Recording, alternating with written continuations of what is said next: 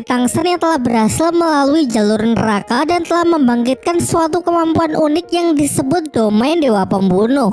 Selanjutnya sang ayah mengajak Tangsen pergi ke suatu tempat yang bernama Pavilion Bulan. Dalam perjalanan Tangsen menagih janji Tang Hao yang katanya akan menceritakan kisah masa lalunya setelah Tangsen berhasil memenuhi permintaannya menaklukkan jalur neraka. Namun Tang Hao masih mengatakan kalau belum saatnya, karena Tangsen masih belum sepenuhnya bisa mengendalikan aura membunuh. Sesampainya di pintu masuk Pavilion Bulan, para penjaga melarang mereka masuk dan mengatakan kalau tempat ini tidak menerima orang-orang yang tidak berpakaian rapi. Namun hanya dengan sekali gertakan dari Tangsen, kedua penjaga itu pun langsung ketakutan sehingga membiarkan mereka masuk begitu saja. Memasuki Pavilion Bulan, terlihat banyak orang berpakaian rapi, mencerminkan kalau orang-orang tersebut merupakan para kaum bangsawan. Seorang pria yang mengaku sebagai manajer tempat ini melarang Tangsen dan ayahnya agar tidak masuk lebih jauh lagi. Ia memandang rendah orang-orang berpakaian lusuh tersebut dan segera memerintahkan dua bawahannya untuk mengusir mereka secara paksa. Emosi Tangsen yang dipengaruhi oleh aura membunuhnya pun menciptakan suasana semakin tegang hingga pertarungan pun tak terelakkan. Si manajer adalah Master level 62 dengan jenis roh pelindung akar hijau. Ia mencoba melilit Tangsen untuk memberinya peringatan terakhir agar segera angkat kaki dari Pavilion Bulan. Namun meski adanya perbedaan level, kekuatan roh pelindung dari si manajer dapat Tangsen tekan sampai kemampuan pengendalinya sama sekali tidak dapat bergerak. Ini semua berkat aura dari Kaisar Rumput Biru Perak yang bisa menahan semua jenis roh pelindung tumbuhan. Dari sini aura membunuh milik Tangsen terlihat semakin menguasai dirinya.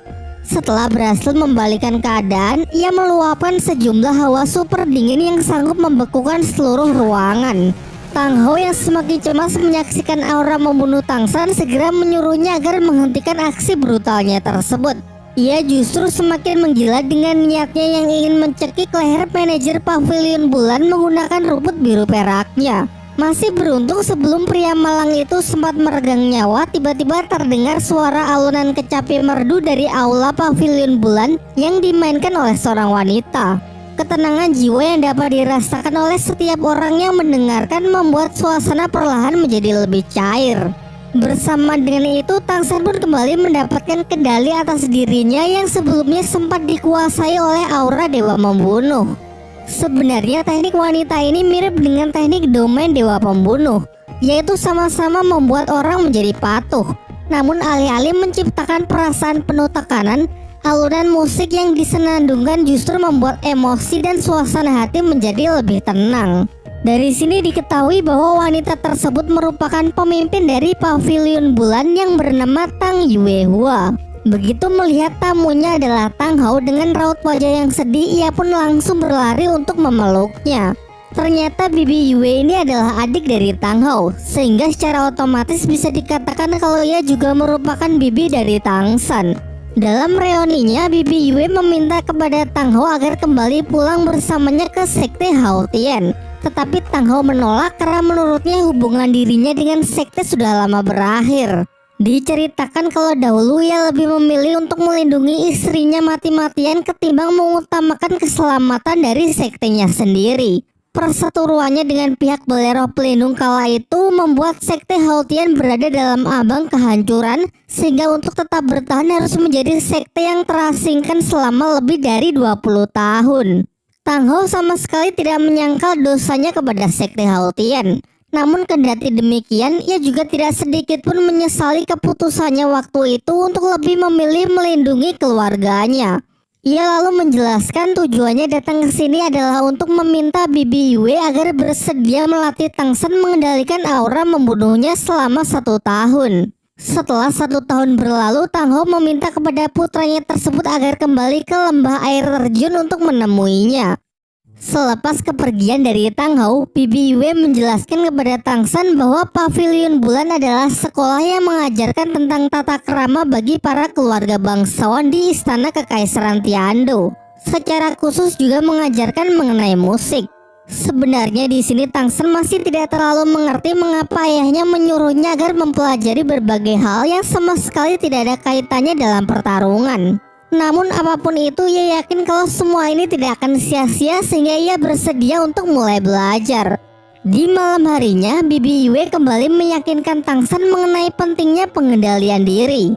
Ia menjelaskan kalau dirinya hanyalah Master level 9. Secara kekuatan tempur bisa dikatakan kalau ia adalah yang paling lemah dari seluruh anggota sekte Haotian. Namun menurutnya orang kuat yang sebenarnya pertama-tama harus belajar untuk mengendalikan keseluruhan diri, terutama emosi dan temperamen. Setelah belajar mengenai etika dan musik, Tangsan pasti akan lebih mudah dalam mengendalikan aura membunuh miliknya. Keesokan harinya Tangsan masuk kelas musik untuk pertama kalinya. Bibi Yue memperkenalkannya kepada para murid lain bahwa murid baru ini bernama Tang Yin yang akan ikut kelas dan belajar bersama selama 1 tahun ke depan. Ia juga menjelaskan bahwa mulai sekarang kelas musik akan berlangsung lebih intens dan nantinya akan dipilih 1 murid terbaik untuk tampil pada upacara kelulusan. Para murid yakin kalau murid terbaik saat ini adalah seorang gadis yang bernama Sueke, yang merupakan saudara perempuan dari putra mahkota Kekaisaran Tiando. Singkat cerita, kelas pun dimulai. Bibi Yue mulai memainkan alunan musik yang kemudian diikuti oleh para murid secara bertahap. Namun jelas sebagai murid baru, Tangsan masih sangat kaku dalam memegang alat musik dan petikan pertamanya pun juga terdengar sumbang sehingga ia menjadi bahan tertawaan murid-murid yang lebih senior karena dianggap tidak mengerti sedikit pun tentang ritme musik.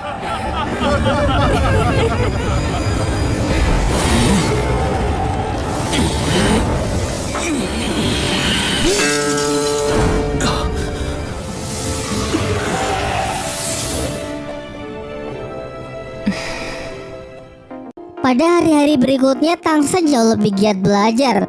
Ia rutin membaca berbagai macam buku pengetahuan, baik mengenai teori-teori musik hingga pemahaman mengenai filsafat. Musik yang ia mainkan pun terdengar semakin merdu. Tata krama, etika, serta gaya komunikasinya semakin baik hingga kemajuannya yang sangat pesat tersebut membuat anak-anak lain menjadi sangat takjub. Pada suatu ketika, Bibi Yue memberikan pelajaran mengenai tata cara saat akan mengajak orang lain untuk menari bersama di pesta dansa. Para murid laki-laki yang memang sudah paham langsung mendekati para murid perempuan untuk mempraktekannya. Sementara Tangsan yang terlihat masih sangat canggung juga ingin mencobanya dengan mendekati salah seorang murid perempuan yang belum mendapatkan pasangan. Namun sayangnya usaha pertamanya tersebut justru ditolak mentah-mentah. Seorang murid mengatakan bahwa sebagai rakyat biasa tidak sepantasnya meminta keluarga bangsawan untuk menjadi pasangan dansanya. Murid perempuan yang menolaknya itu pun juga membenarkan hal tersebut karena ia tidak ingin citranya sebagai keluarga bangsawan dirusak oleh Tangsan. Di momen ini Tangsan benar-benar dihina dan direndahkan dengan statement bahwa orang tanpa identitas bangsawan tidak seharusnya berada di pavilion bulan. Namun ternyata Tangsan hanya tersenyum lega lalu membalikan semua perkataan itu. Ia menjelaskan kalau selama di sini harusnya para murid sudah belajar mengenai etika dan pengendalian diri serta musik yang mengajarkan mengenai ketenangan.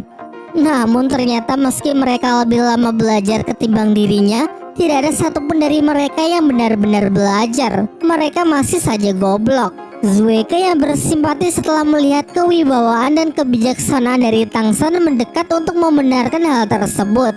Bibi Yue pun juga sependapat. Ia kembali menjelaskan bahwa dasar dari etika adalah menunjukkan rasa hormat kepada siapapun tanpa memandang latar belakangnya. Pada malam harinya terlihat Zueke menatap keluar jendela untuk melihat pesona Tangsan yang sedang bermain kecapi. Hal ini menandakan kalau diam-diam ia telah jatuh hati kepada pemuda yang ia kenal dengan nama Tang Yin tersebut. Ia kemudian menuliskan surat kepada kakaknya agar menghadiri upacara kelulusan dari pavilion bulan sekaligus juga untuk menemui Tang Yin. Singkat cerita, tibalah hari di mana upacara kelulusan para murid pavilion bulan dimulai. Acara meriah yang dihadiri banyak orang-orang penting seperti keluarga bangsawan Kekaisaran Tiando, termasuk sang putra mahkota. Murid terpilih yang harusnya tampil pada hari ini adalah Zueke, putri bangsawan Kekaisaran Tiando. Namun seperti yang sudah dapat kita tebak, posisi itu kini digantikan oleh Tangsan, mengingat Tangsan merupakan murid paling menonjol. Kurun waktu 3 tahun yang harusnya ditempuh oleh para murid lain dapat Tangsan selesaikan hanya dalam waktu 1 tahun saja. Permainan kecapinya benar-benar memukau semua para tamu yang hadir di sana. Secara serentak mereka memberikan standing applause, begitu pula sang putra mahkota. Namun ia masih tidak bisa mengenali kalau murid tersebut sebenarnya adalah Tangsan yang ia kenal. Selepas acara, ia bersama adiknya datang menemui Tangsan dan Bibi Yue. Di sini sebenarnya Tangsan ingin memberitahukan identitas aslinya kepada putra mahkota, namun ia ragu sehingga ia tetap memakai nama Tang Yin yang merupakan keponakan dari Bibi Yue. Sang putra mahkota yang memang mengagumi orang-orang dengan bakat yang luar biasa mengajak Tangsan untuk berkunjung ke istananya. Namun Tangsan masih belum bisa menerima tawaran tersebut karena masih memiliki beberapa tugas lagi yang harus segera ia selesaikan. Kini setelah lulus dari pavilion bulan, sesuai janji ia kembali pergi untuk menemui ayahnya di lembah air terjun. Sesampainya di sana ia sangat terkejut ketika melihat sang ayah dengan wajah yang pucat serta luka yang sangat parah, yang mana salah satu kaki dan tangannya telah terpotong. Hal itu tentu membuat emosi Tangsan langsung meledak, mempertanyakan dengan penuh kemarahan siapa yang telah melakukan semua ini. Ia kembali mulai bisa tenang sampai Tang Hou mengatakan bahwa di dunia ini tidak ada orang yang sanggup melukainya kecuali dirinya sendiri. Ia kemudian menceritakan bahwa setahun yang lalu tepat setelah menitipkan Tangsan di pavilion bulan, ia dengan sengaja memotong kaki kiri dan tangan kanannya untuk melepaskan tulang roh yang dulu pernah ia peroleh dari sekte Hao Tian. Hal ini ia lakukan semata-mata hanya untuk menebus dosanya kepada sekte yang sudah terlalu banyak menanggung konsekuensi dari keputusannya waktu itu.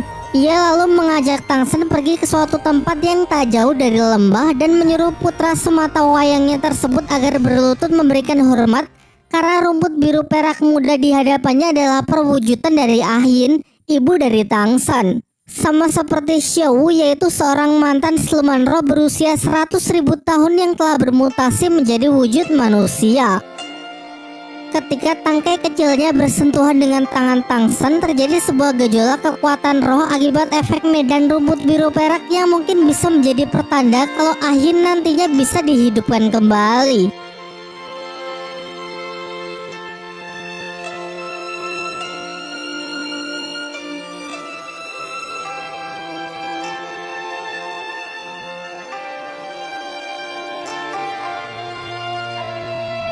Kemudian kita mulai diceritakan mengenai masa lalu dari Tang Hou dan pertemuan pertamanya dengan Ah Yin. Tang Hou kecil memiliki seorang kakak yang bernama Tang Xiao.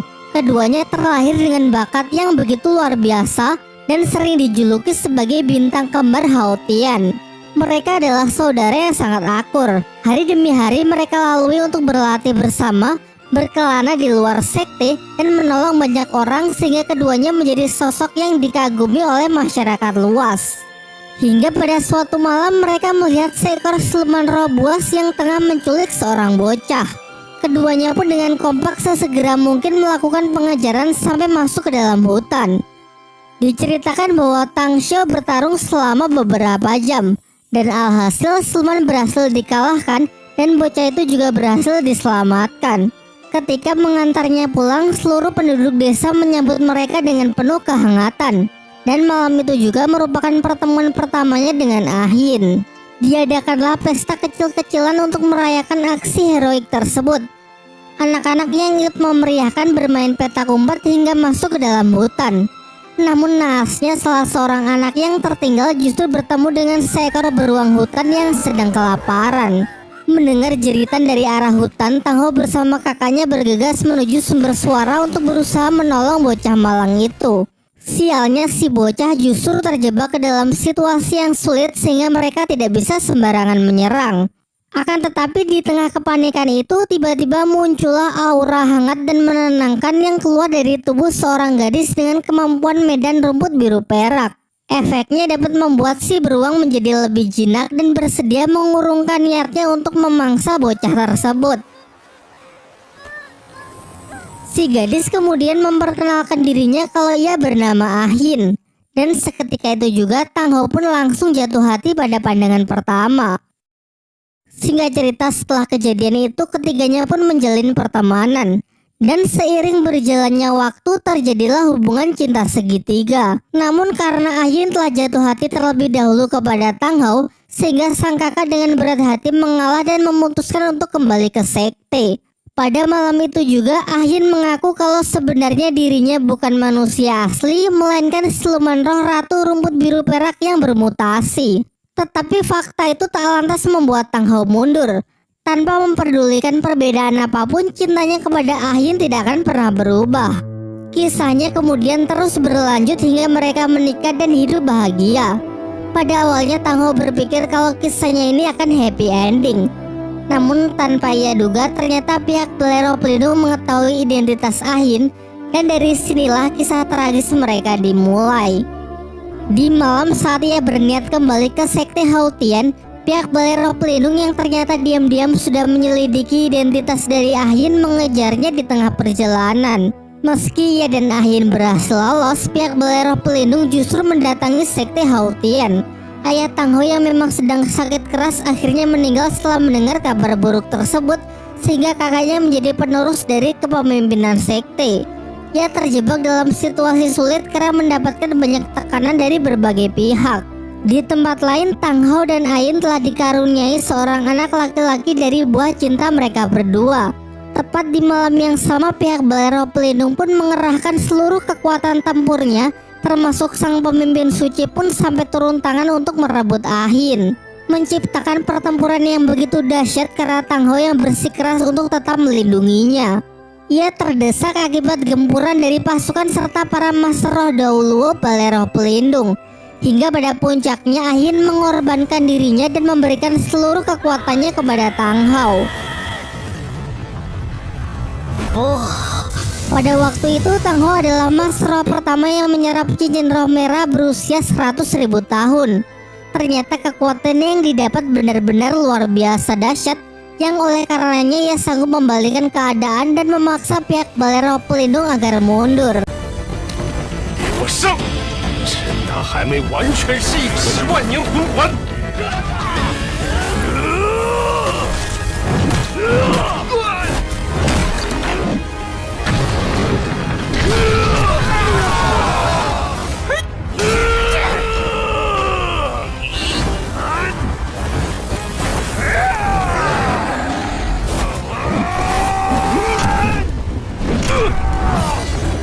第九魂技，菊花残。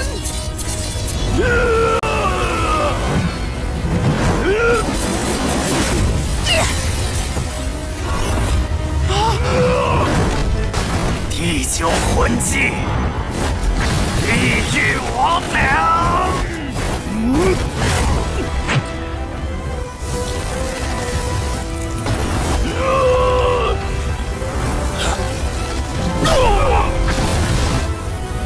凌天翼。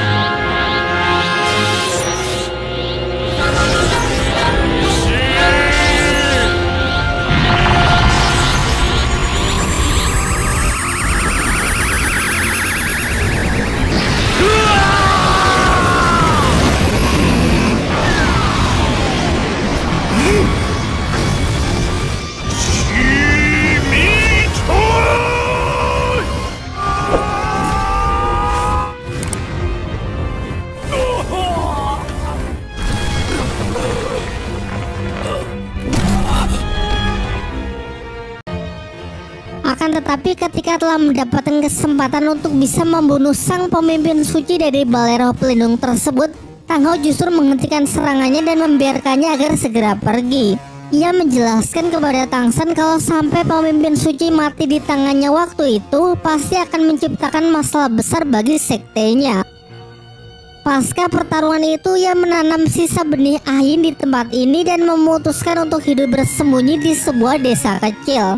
Namun tak lama setelah itu pemimpin suci meninggal, sehingga pada akhirnya pihak Bolero Pelindung pun tetap menuntut sekte Hautian sebagai pihak yang harus bertanggung jawab. Akibat itu ia juga diusir dari sekte, dan untuk tetap bisa bertahan, sekte Hao Tian pun mengasingkan diri untuk menghilangkan keberadaannya dari dunia Doluo. Setelah mendengar cerita tersebut, Tang San mengatakan kalau mungkin ia memiliki sebuah cara untuk menyembuhkan ayahnya. Namun Tang Hao menolak karena menurutnya inilah hutangnya kepada sekte Hao Tian yang memang harus ia bayar.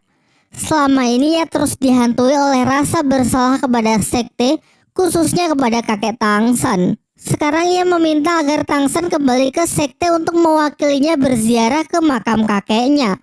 Selain itu, meski pemimpin suci terdahulu Balai Roh Pelindung sudah mati, dendam harus tetap dibalas, dan untuk mewujudkan hal itu, Tang Hao ingin Tang San membawa sekte Hao Tian kembali ke masa kejayaannya. Sebelum berangkat, Tang Hao menunjukkan 3 tulang roh kepada Tang San. 2 diantaranya adalah tulang roh kaki kiri dan tangan kanan yang harus Tang San kembalikan ke sekte. Sementara 1 tulang roh adalah peninggalan dari Ah Yin yang ia hadiahkan kepada Tang San. Proses penyerapan berlangsung hingga pagi. Sebelum Tang San berangkat menuju sekte Hao Tian, Tang Hao mempersilahkan Tang San jika nanti ingin mengunjunginya sewaktu-waktu. Namun ia tidak yakin kalau ia bisa kembali melihat Ah Yin, mengingat bagi siluman roh butuh waktu 10.000 tahun untuk mendapatkan kecerdasan, dan butuh 100.000 tahun agar bisa kembali bermutasi menjadi manusia. Mendengar itu, Tang San pun memikirkan suatu tempat yang mungkin dapat mempersingkat waktu pertumbuhan rumput biru perak ibunya hingga 1000 kali lipat lebih cepat. Ternyata tempat yang Tang San maksud adalah mata air, es, dan api yang dulu sempat ia gunakan untuk meramu obat penawar racun untuk kakek Dugu. Di tempat ini segala macam tanaman bisa tumbuh dengan cepat berkat kekuatan roh alam yang melimpah. Namun tidak cocok bagi kehidupan manusia, sehingga agar ayahnya bisa tetap menemani ibunya, Tang San memberikan semacam pil khusus buatannya untuk menangkal segala efek buruk dari lingkungan sekitar. Di sisi lain, kita diperlihatkan Bibi Dong yang mengumpulkan para tetua Balai Roh Pelindung untuk menyampaikan beberapa pengumuman penting. Yang pertama, ia memutuskan bahwa Hu Lin akan dilantik secara resmi sebagai penerus sekte selanjutnya berkat bakat yang luar biasa serta latihan kerasnya di kota pembantaian hingga mendapatkan domain Dewa Pembunuh. Pengumuman kedua mengenai keberadaan dari siluman roh berusia 100.000 tahun yang dulu sempat muncul di turnamen elit Akademi Roh. Setelah melakukan banyak penyelidikan, ia mengetahui kalau siluman itu kini bersembunyi di dalam hutan pertarungan bintang. Oleh karenanya, ia memerintahkan Master Krisan dan Master Hantu agar memimpin pasukan untuk menyerbu tempat itu dan menangkap siluman roh tersebut hidup-hidup. Sementara untuk pengumuman terakhir, Bibi Dong akan membuka perburuan siluman roh besar-besaran kepada setiap Master Roh di Balai Roh Pelindung demi mempersiapkan diri untuk memulai peperangan melawan 7 sekte besar di dataran Doluo. Hal itu sempat mendapatkan interupsi dari salah seorang tetua yang memohon agar Bibi Dong mempertimbangkannya lagi. Namun Bibi Dong sama sekali tidak mau mendengarkan dan tetap bersikukuh pada keputusannya tersebut dengan ambisi ingin menunjukkan kepada dunia bahwa Balai Roh Pelindunglah yang paling kuat.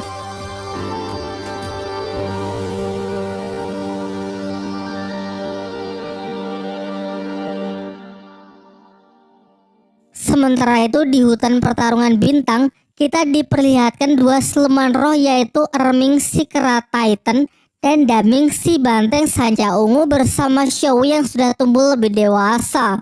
Selama 5 tahun ini tidak sedetik pun ia berhenti memikirkan Tang San dan terus menunggu waktu yang tepat untuk bisa bertemu kembali. Setelah berpamitan dengan ayah dan ibunya, Tang San berangkat menuju lokasi sekte Hao Tian berdasarkan map pemberian dari ayahnya. Map itu membawanya sampai ke sebuah desa kecil yang nampak kosong tidak berpenghuni. Ia pun mulai berjalan menelusuri desa tersebut dan tiba-tiba muncul 3 pria berbaju hitam menghadangnya, yang mana ketiganya ini merupakan anggota dari sekte Hao Tian dan memang diutus oleh Bibi Yue untuk menjemput Tang San. Pertarungan sempat hampir pecah sampai Tang San menunjukkan kekuatan roh pelindung palu Hao Tian miliknya dan memperkenalkan diri sehingga mereka pun mempercayainya. Diajaklah Tang San menuju tempat persembunyian dari sekte Hao Tian yang sesungguhnya. Berlokasi di pegunungan bersalju, untuk menjangkaunya sama sekali tidak mudah karena suhu udara yang super dingin dan oksigen yang sangat tipis. terdapat jembatan rantai yang menghubungkan puncak antar pegunungan. Jalur yang sangatlah sulit ini merupakan salah satu bentuk pertahanan dari sekte yang pasti akan sangat sulit untuk bisa diakses oleh orang luar. Pemandangan ini sekilas mengingatkan Tang San mengenai sekte Tang di kehidupannya dulu yang nampak memiliki struktur bangunan serupa. Mereka pun mulai berlari menyusuri jembatan rantai. Semakin jauh berlari, suhu sekitar juga semakin menurun. Menurut Tang San, mustahil ada Master di bawah level 40 yang sanggup melewatinya.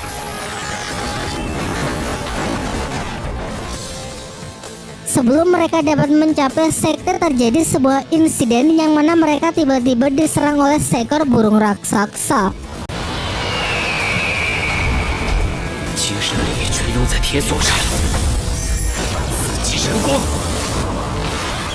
Serangan itu mengakibatkan putusnya jembatan rantai hingga dua dari mereka terjatuh ke dasar jurang. Salah seorang berhasil Tang San selamatkan terlebih dahulu dengan memanfaatkan tali rumput biru perak. Namun sayangnya karena jangkauannya yang terbatas tidak mampu menangkap yang satunya.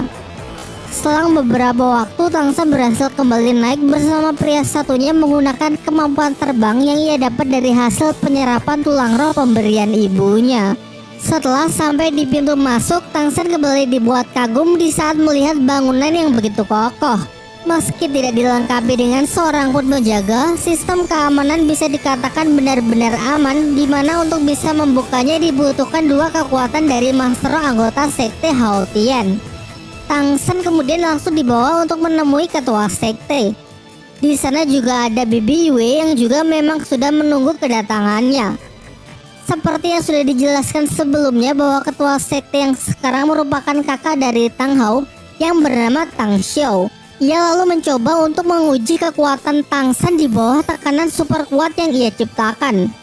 Untuk mengantisipasi hal itu, Tang San segera mengaktifkan domain Dewa Pembunuh dan medan rumput biru perak secara bersamaan sebagai bentuk pertahanan dalam mengatasi tekanan tersebut. Meskipun kedua pertahanannya telah ia aktifkan, namun tekanan ini masih terasa begitu berat hingga membuatnya kesulitan bernafas. Tang Xiao menarik kembali kekuatannya dan menyuruh Tang San agar segera berdiri.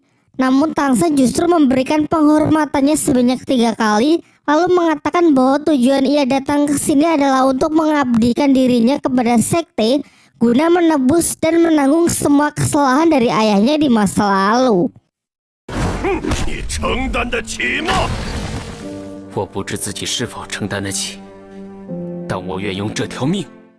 Suasana semakin haru ketika Tang San menyerahkan 2 tulang roh yang dilepas secara paksa oleh sang ayah untuk menunjukkan bentuk ketulusannya kepada sekte. Diperlihatkan di balik sifat kerasnya, sebenarnya Tang Xiao juga masih mencemaskan adiknya tersebut. Ia bahkan mengatakan kalau semua masalah yang terjadi bukan sepenuhnya kesalahan dari Tang Hao. Karena jika waktu itu ia berada di posisinya, mungkin ia juga akan melakukan hal yang sama untuk melindungi Ah Yin. Pembicaraan pun ditutup dengan Tang Xiao yang meminta agar Bibi Yue mengurus upacara penerimaan Tang San besok. Dijelaskan bahwa di era ini terdapat 4 generasi di sekte Hao Tian. Tang San termasuk generasi ketiga. Dan sebagai informasi, dalam generasi ketiga ini terdapat lebih dari 120 Master Roh. Bibi Yue juga menjelaskan kalau sekte sekarang sedang mengalami keadaan yang cukup rumit, di mana sekte terbagi menjadi 2 kubu yang memiliki pandangan berbeda. Di satu sisi dipimpin oleh Tang Xiao. Para anggotanya tidak menyalahkan ayah Tang San, melainkan menganggap kalau balai roh pelindunglah yang menjadi sumber masalah. Sementara di kubu yang satunya dipimpin oleh para tetua. Mereka berpendapat kalau hubungan Tang Hao dengan siluman roh adalah hubungan terlarang yang menjadi sumber masalah. Kubu ini bahkan mengecam Tang Hao sebagai pengkhianat sekte dan tidak lagi mau mengakuinya. Dalam upacara tersebut dihadiri oleh beberapa tetua dari kubu seberang. Dan tentu saja mereka menentang keras kedatangan Tang San sebagai keturunan dari Tang Hao yang dikhawatirkan akan kembali membawa bencana untuk sekte Hao Tian. Perseteruan itu semakin memanas hingga salah seorang tetua menyeret nama ibu Tang San yang ia katakan sebagai siluman roh yang hina. Tentu saja mendengar hinaan itu, Tang San tidak bisa menahan dirinya lagi. Ia mungkin masih bisa terima kalau dirinya yang direndahkan, tetapi jika sudah menyangkut nama baik ibunya, maka siapapun pasti akan ia lawan. Lantas ia pun segera menantang tetua ketujuh tersebut untuk bertarung melawannya. Dengan perjanjian jika ia berhasil menang, maka tetua ketujuh harus menarik kembali hinaannya. Namun tantangan itu tidak langsung tetua terima. Tangsan diharuskan untuk bertarung melawan murid terbaik dari sekte Haotian terlebih dahulu. Dan jika Tangsan berhasil menang, barulah ia berhak menantang tetua ketujuh. Murid yang dimaksud bernama Tanghu. Usianya tak jauh berbeda dari Tangsan, yang mana merupakan seorang masro tipe menyerang level 64. Sementara Tangsan masih berada di bawahnya beberapa level, tepatnya di level 59. Jelas dalam pertarungan ini Tanghu lah yang lebih diunggulkan karena cincin rohnya saja satu buah lebih banyak dari Tangsan. Walaupun Tangsan memiliki kemampuan dari domain pembunuh, tentunya masih belum cukup untuk menutupi perbedaan tersebut. Tanghu mulai menunjukkan kekuatan roh pelindungnya, yakni Palu Haotian. Di waktu yang bersamaan Tangsan menunjukkan roh pelindungnya, namun yang ia tunjukkan hanyalah rumput biru peraknya saja. Ia lebih dulu mengawali serangan dengan teknik keempatnya, yaitu kandang rumput biru perak. Tingkat ketahanannya pun telah jauh meningkat, yang mana Palu Haotian dengan skill roh ketiga pun kesulitan untuk menghancurkannya. 猛虎之将，这玩意儿，他的魂力远高于我，突破蓝银蛟龙只是时间问题。 Tangsan lalu memanfaatkan waktu yang ia sita untuk mempersiapkan skill kelimanya. Nampaknya teknik ini memerlukan beberapa menit untuk mengumpulkan kekuatan roh sampai bisa dirilis. Tanghu yang merasakan tekanan yang begitu kuat dari skill yang dirapalkan oleh Tangsan berniat mematahkannya sebelum persiapan selesai. Namun sebenarnya ada dua kemungkinan mengapa persiapan skill kelima dari Tangsan cukup lama. Kemungkinan pertama, teknik ini memang benar-benar kuat sehingga perlu mengumpulkan banyak kekuatan roh. Atau jangan-jangan kemungkinan kedua, yang mana ia memang sengaja menipu lawan dengan niat ingin membuat lawan mengira itu adalah kelemahannya. 乱披风吹法，我敢正面对抗。第二魂技寄生。 Dan benar saja, karena pengalihan isu tersebut memanglah rencana dari Tangsan. Musuh yang hanya berfokus untuk menyibukkan Tangsan agar tidak mengeluarkan skill kelima, sampai-sampai tidak menyadari kalau pertahanan dari dirinya sendiri sudah ditembus. Pertarungan masih berlanjut, namun terlihat Tanghu yang mulai goyah karena sadar kalau sedari awal Tangsanlah yang sangat menguasai jalannya pertarungan. Tanpa perhitungan yang matang, Tanghu mencoba merilis skill keenamnya, namun bisa Tangsan counter dengan mudah hanya menggunakan skill ketiga, ikatan jaring laba-laba. Bukan karena kuatnya ikatan rumput biru perak, melainkan racun yang diam-diam Tangsan masukkan ke dalam setiap serangannya. Sebagai langkah akhir barulah Tangsan merilis skill roh kelimanya, yaitu tombak kaisar biru perak yang sanggup langsung menembus jantung target. Tetapi tentu saja ia tidak sekejam itu. Dengan sengaja ia memplesetkan jalur serangannya sehingga nyawa Tanghu pun terselamatkan. Tanghu mengaku kalah sehingga sesuai dengan kesepakatan di awal, kini Tangsan berhak menantang tetua ketujuh. Tetua ketujuh tidak ingkar janji. Dengan angkuhnya ia mengatakan bahwa Tangsan bebas menggunakan teknik roh apapun, tetapi dalam pertarungan ini dirinya hanya akan menggunakan 30% dari kekuatan rohnya.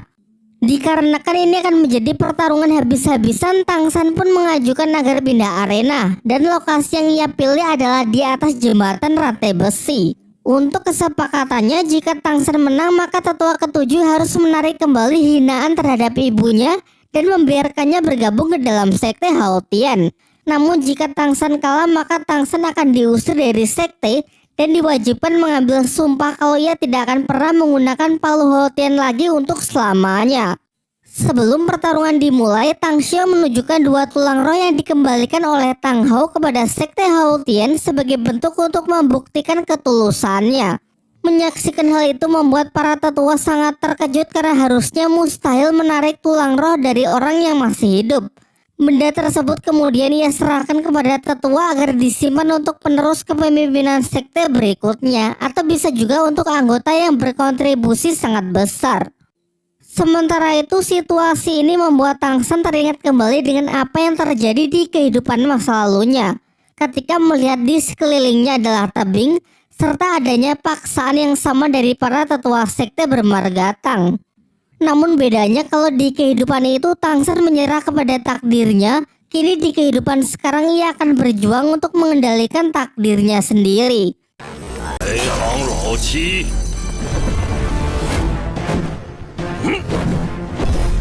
Pertarungan pun dimulai. Dengan aturan barang siapa yang meninggalkan tengah dua gunung maka akan langsung dinyatakan kalah. Diperlihatkan raut wajah Tang San yang sangat terkejut ketika menyaksikan kalau tetua ketujuh ini ternyata merupakan seorang master bergelar Doluo. Karena yang ia tahu selama ini di sekte Hautian hanya tersisa dua master bergelar Doluo, yaitu ayah dan pamannya. Tetua ketujuh lalu menjelaskan bahwa selama 20 tahun dalam persembunyian tentu pelatihan terus dilakukan sehingga tidak sedikit orang dari sekte yang juga telah mencapai level ini. Namun hal itu tidak lantas membuat Tang San gentar dan justru merasa bangga bisa mendapatkan kesempatan untuk bertarung melawan Master Rock kelas berat. Dengan cepat ia bergerak maju sembari mengaktifkan teknik domain dewa pembunuhnya sebagai pertahanan. Namun di awal saja sudah sangat terlihat kalau pertarungan ini memanglah berat sebelah. Tetua ketujuh mengkombinasikan roh pelindung palu Hautianya dengan kekuatan berelemen api. Bongkahan batu lava yang ia keluarkan dari skill ketiganya membombardir dan sanggup memukul mundur Tang San. 能够明显的，我也没办法一直坚持，必须要打破眼前的僵局。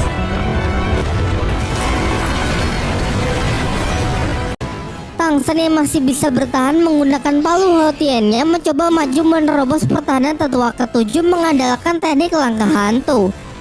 Ia sadar kalau palunya tidak akan menang jika diadu dengan milik musuh sehingga ia memutuskan untuk menjatuhkan dirinya dan menunggu waktu yang tepat untuk melancarkan serangan dari bawah.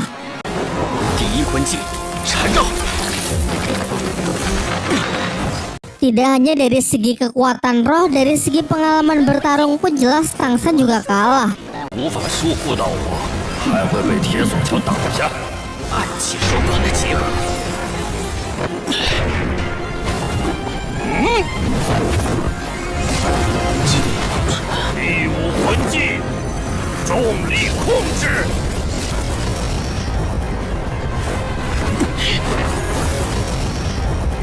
Serangan mematikan tetua ketujuh menggunakan teknik palu kembar, yaitu menggandakan palunya menjadi dua dan masing-masing ia kendalikan dari arah yang berlawanan untuk mengunci dan menghimpit target dengan kecepatan tinggi.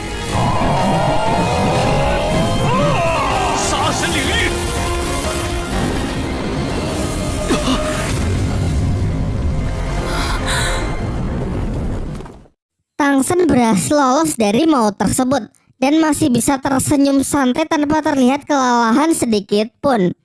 Sementara tetua ketujuh yang semakin dibuat emosi tanpa sadar telah melanggar janjinya sendiri karena katanya hanya pakai 30% kekuatan, tetapi terhitung ia sudah menggunakan lebih dari 40%.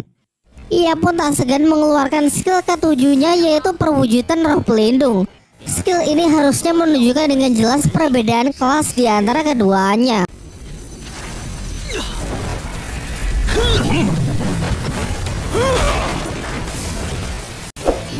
Bentrokan dari masing-masing palu Hautian itu menghancurkan jembatan rantai besi. Begitu tetua ketujuh lengah, Tang San sesegera mungkin melepaskan serangan kejutan dari teknik rahasianya, yakni laser mata iblis ungu. Tetapi masih dapat ditahan meski tetua ketujuh harus mengeluarkan kekuatan penuhnya. Selanjutnya gabungan dari palu Hautian kembar ia satukan tepat untuk membidik Tang San di udara. Sementara Tang San menghadapi hal itu dengan skill kelima tombak kaisar biru perak, meski tidak bisa sepenuhnya menahan dan hanya bisa sedikit menggeser lintasannya saja.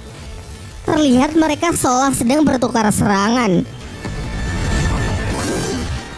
Tombaknya tersebut langsung menargetkan tetua ketujuh yang pertahanannya kini tengah terbuka lebar. Oleh karenanya tombak kaisar biru perak pun hancur berkeping-keping, namun pecahannya menghasilkan medan rumput biru perak yang sanggup mengunci pergerakan dari tetua ketujuh. Tangsen berhasil naik terlebih dahulu dan segera melakukan kultivasi untuk memulihkan dirinya. Kemudian disusul oleh tetua ketujuh yang nampaknya masih ingin melanjutkan pertempuran. Namun tetua kedua mengatakan kalau Tangsen telah menang, karena tetua ketujuh telah melanggar aturannya sendiri yang mana tidak memperbolehkannya menggunakan kekuatan lebih dari 30%. Sehingga sesuai kesepakatan, tetua kedua pun memerintahkan Bibi Yue agar segera mengatur upacara penerimaan Tangsen masuk ke dalam sekte. Dengan bergabungnya Tangsan, Tangshan mengusulkan agar sekte Hautian kembali menunjukkan eksistensinya kepada dunia setelah menghilang selama lebih dari 2 dekade. Namun tetua kedua masih belum setuju dengan usulan tersebut, mengingat akan jauh lebih baik jika pelatihan dan pendidikan Tangsan sebagai penerus kepemimpinan sekte disembunyikan ketimbang menunjukkan diri kepada dunia yang justru akan memicu banyak musuh berdatangan. Setelah Tangsen bangun, tetua ketujuh mengakui kekalahannya dan sesuai janji ia bersedia menarik penghinaannya terhadap ibu Tangsan serta tidak akan menghalangi Tangsen jika ingin bergabung dengan sekte. Tangsen lalu meminta izin untuk pergi berziarah ke makam mendiang kakeknya.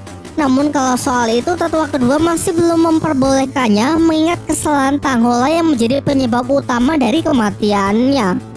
Dikarenakan Tangsen telah menyatakan kalau ia bersedia menanggung semua kesalahan dari ayahnya, tetua kedua memberinya 3 syarat.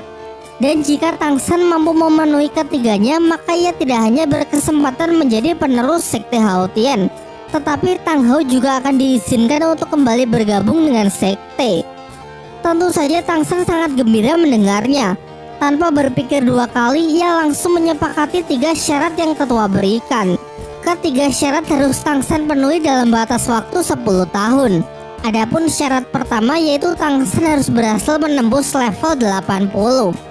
Syarat kedua, Tangsen harus bisa mengalahkan pemimpin suci dari Balai Roh Pelindung.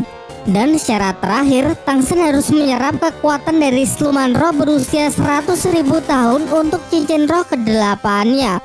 Tangsen pun menyepakati 3 syarat tersebut dan berjanji bahwa kelak ia akan membawa sekte Hautian kembali pada masa kejayaannya.